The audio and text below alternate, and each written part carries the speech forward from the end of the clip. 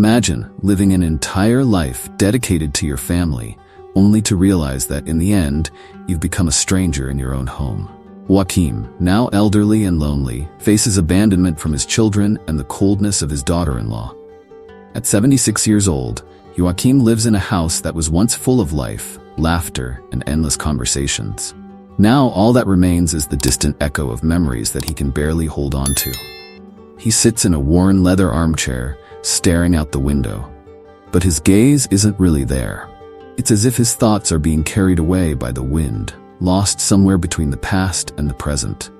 He remembers the days when the hallways of the house were filled with the quick steps and voices of his children, Renato and Claudia. Now the distance between them seems insurmountable. Not the physical distance, but the chasm that time has created between their lives. The kitchen, which used to be the heart of the home, is now just an empty space. The dishes are left undone, the chairs around the table are vacant. A framed photograph of his late wife rests on the table, worn by time. Joaquim looks at the picture, and his eyes fill with longing and sorrow, though he doesn't allow the tears to fall. He can't help but wonder, where did he go wrong? When did love and family unity begin to fade?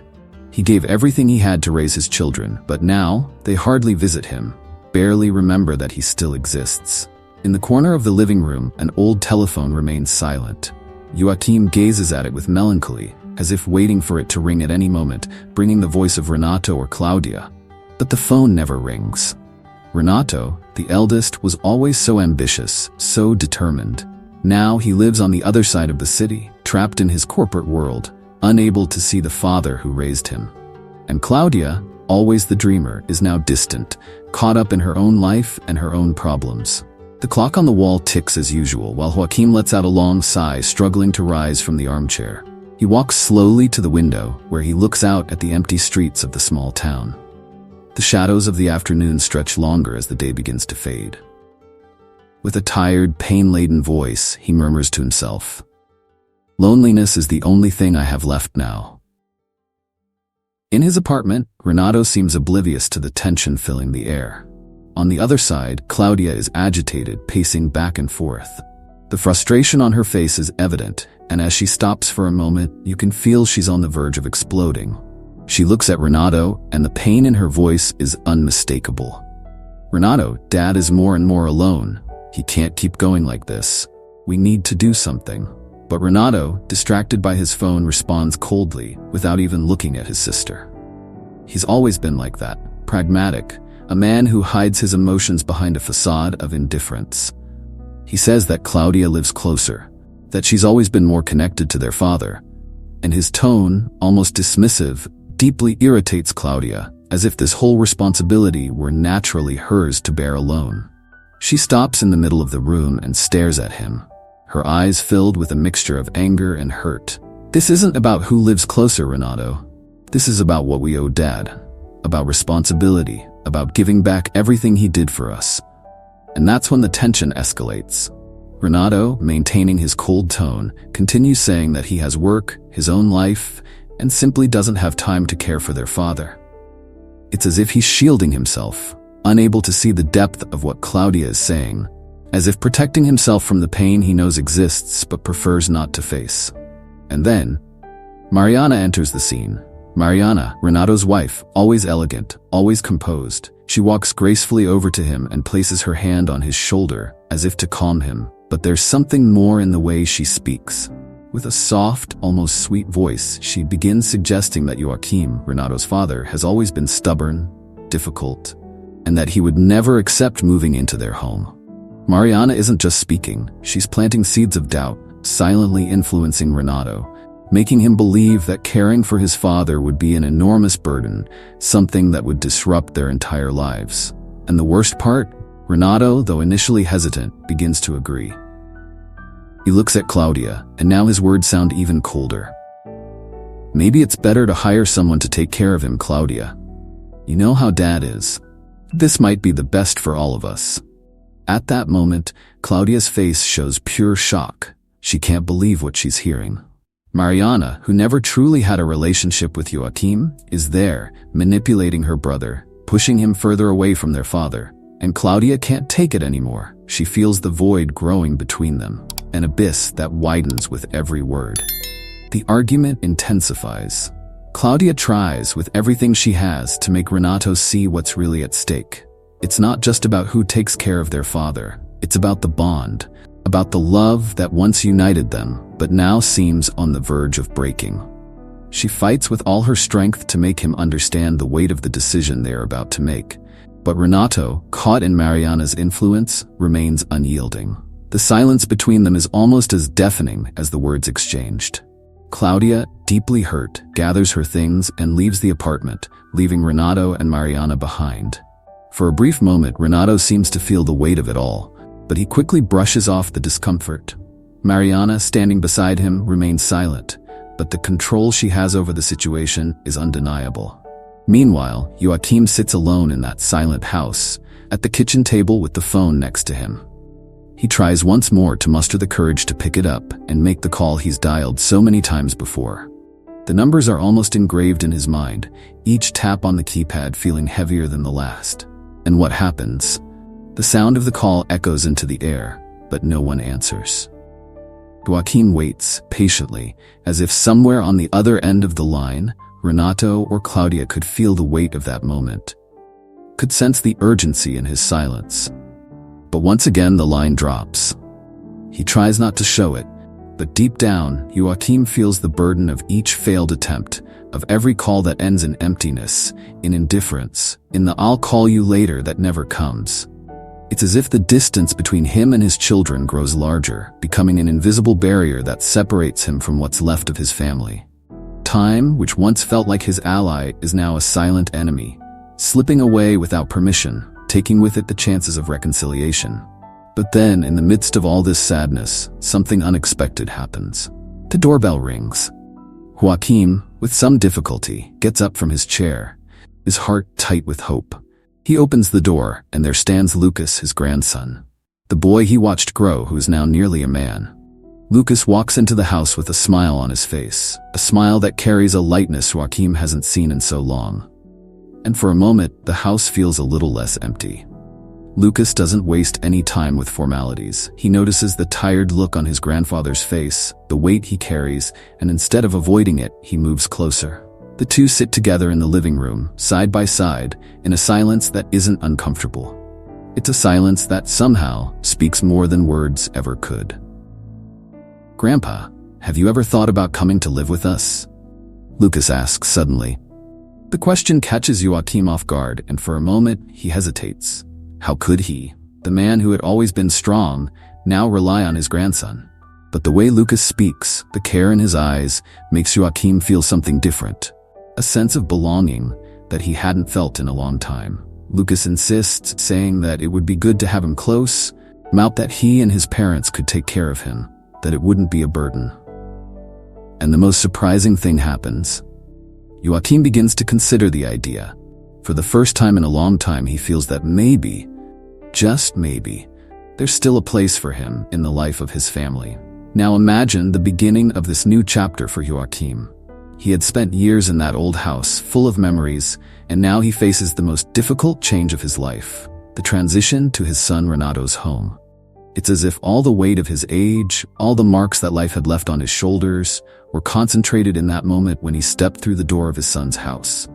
Renato's home is modern, large, filled with expensive furniture, and luxurious. But for Joaquim, all of that feels distant, cold. It's not a place he recognizes, not the home he built with his own hands and with his family.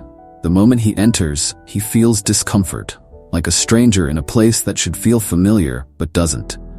Mariana, Renato's wife, greets him with a forced smile, offering a politeness that Joaquim immediately senses as insincere. And with his tired, wise gaze, he can tell right away, he is a burden to her, an unwanted responsibility. The first days in the house are difficult. Joaquim feels out of place, as if every move he makes is an inconvenience. The atmosphere is tense, and Mariana, with her subtle, polished manner, makes it clear in indirect ways that his presence is not welcome. Her routines, the impeccable organization of the house, all seem disrupted by Joaquim being there. And he feels it. Every time he walks through the living room, every time he opens the fridge, every time he tries to settle into this new environment, the feeling of being an intruder only grows. They put him in the guest room, a space that should have been temporary but now feels more like a silent prison. The room is clean, well decorated, but lifeless.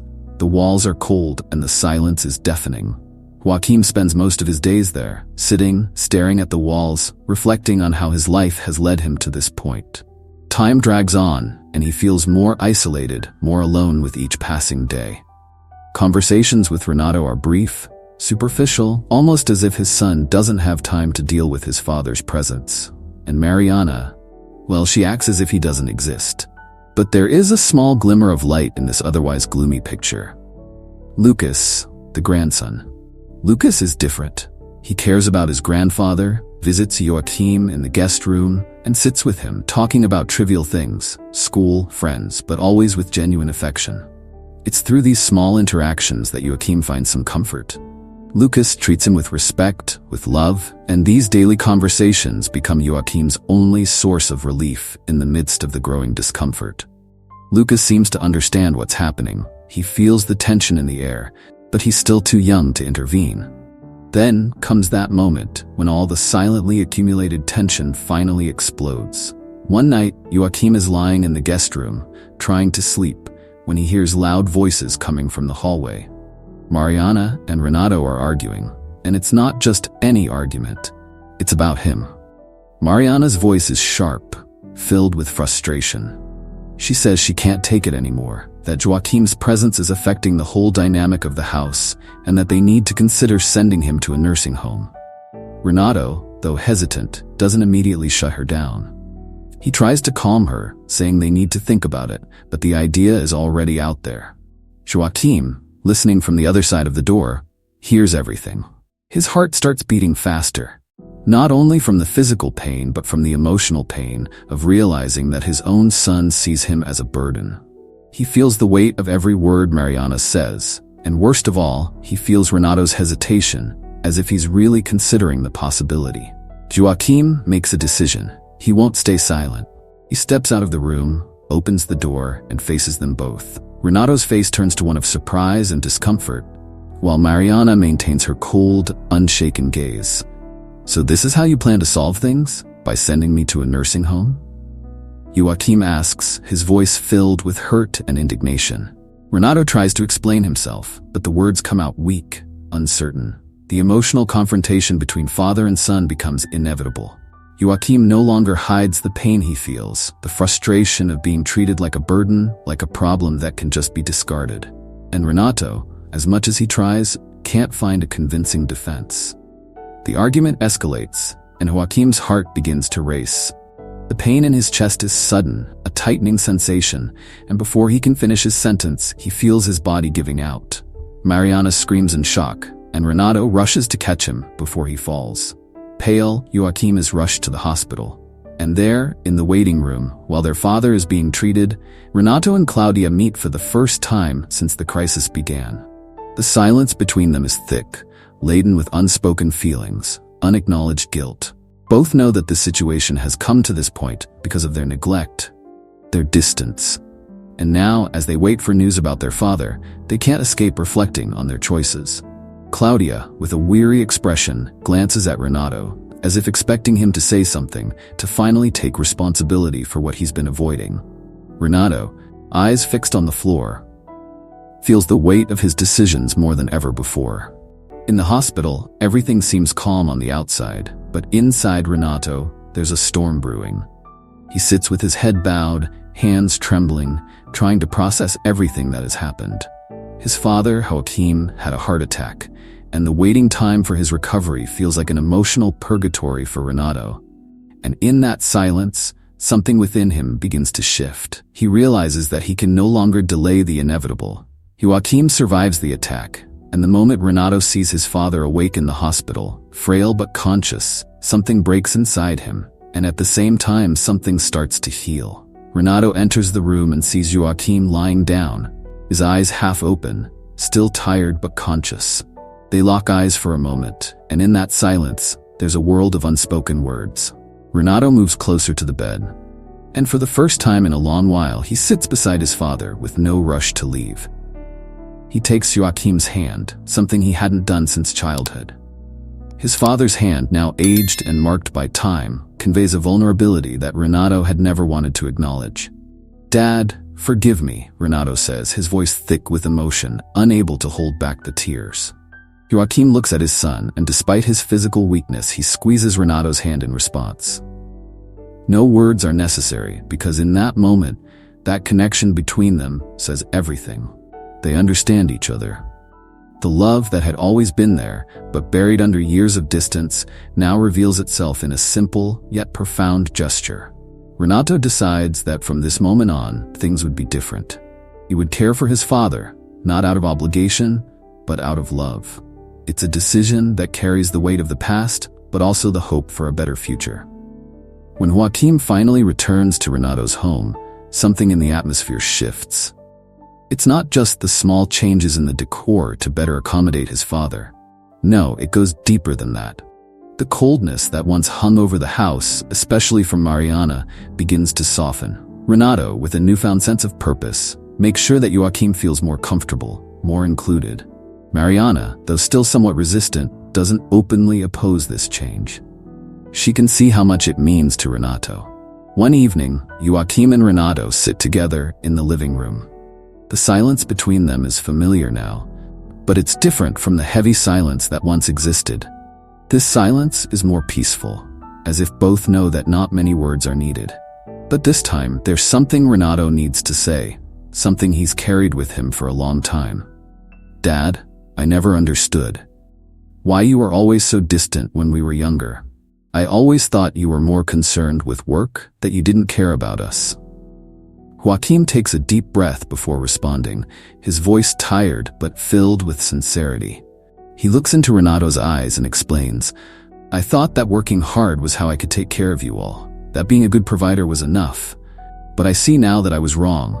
I was wrong not to be there in the way you and your sister needed me to be." These words, so simple yet heavy with regret, deeply move Renato. He realizes that, just like him, his father had his own struggles, his own mistakes, and now all that's left is the effort to rebuild what was lost. It won't be easy, and they both know that, but there's something powerful in this attempt at reconciliation. They are finally ready to listen to each other, to truly understand. Lucas, the grandson, had always been the link between Joaquim and the rest of the family. One night, just before bed, Joaquim calls Lucas into his room, saying he has something important to give him. Curious, Lucas walks in and sees his grandfather holding a small, old yet well-preserved box. Joaquim opens the box and pulls out a pocket watch that looks like it carries decades of history. The watch gleams softly in the dim light of the room. "This watch belonged to my father, and he gave it to me when I was about your age. It's a keepsake, but it's also a lesson. Time, Lucas, it passes quickly, much faster than we realize. And one thing I learned too late is that you have to cherish the time you have with the people you love. Don't make the same mistake I did. Value every moment." Lucas, moved, holds the watch in his hands, feeling the symbolic weight of the gesture. He looks at his grandfather, and without speaking, he understands the depth of the lesson.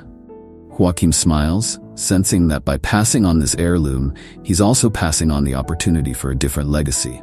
A legacy of love, presence, and connection. Now, the entire family gathers for a meal. It's not a fancy dinner, nor is it filled with formalities, but it's special. The table is full, not just with food, but with something that had been missing for a long time: affection. Mariana, still a bit reserved, joins in the conversation. Claudia, who's also there, smiles more than usual. And at the center of it all, Joaquim watches with a slight smile on his face. He knows there are still scars, that the past doesn't fade away overnight, but he sees in this dinner the start of something new. A slow but real healing, forming through small gestures and shared looks. Lucas, seated beside his grandfather, glances at the pocket watch he now proudly carries. He knows his grandfather won't be with him forever, but the lesson, that's something he'll carry for the rest of his life. As the family shares dinner, a sense of peace fills the room, as if, at long last, they're beginning to understand the true value of being together. "And if it were you, Would you be able to forgive and rebuild those family bonds? Let me know in the comments below. Now stay tuned for another heartwarming story.